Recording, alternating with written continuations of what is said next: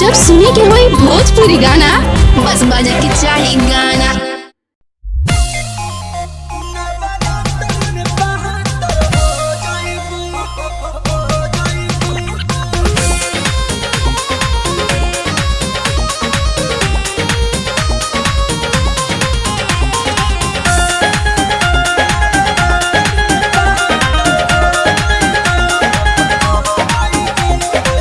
सुनी बलम जवन कहतानी बारिक को वेस्ट हमर बात मानी करम बरत हम नवमी के सब तैयारी कई ले बानी।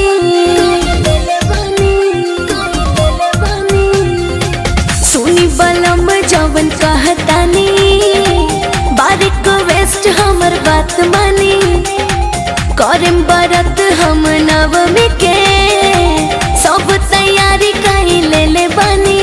नव दिन जे तू खाना पीना ना खइबू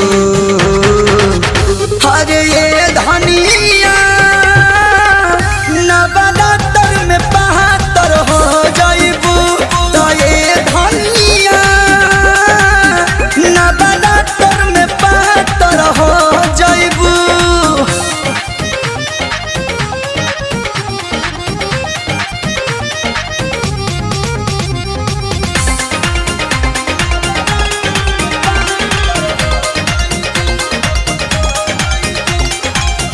जनी दिल फील बुझी ना हमार बाटे कहीं से सरधाई लागल जी।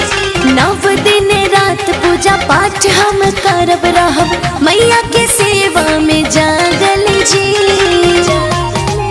तू तो हो घर भर के दुलारी रनिया भारी काम बट कोइल फलहारी रनिया नइखे जमाने जे कैसे करे पहिबू हरे धनिया नवरात्र में बहत्तर हो जाइबू तो ये धनिया नवरात्र में बहत्तर हो जाइबू।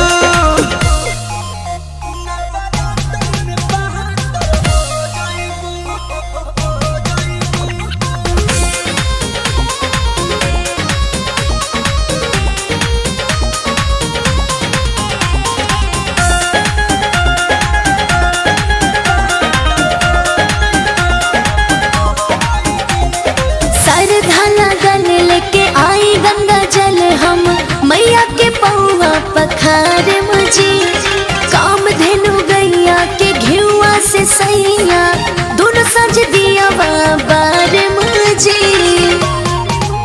हम करत देखी धनी हो बहाना मैया रानी के त पूजेला जमाना कलू रोशन कुछ कही तू तो अपन गईबू हरे धनिया नवरात्र में बहत्तर हो जाइबू तो ये धनिया नवरात्र में बहत्तर हो जाइबू। नव दिन जे तू खाना पीना ना खइबू हरे ये धनिया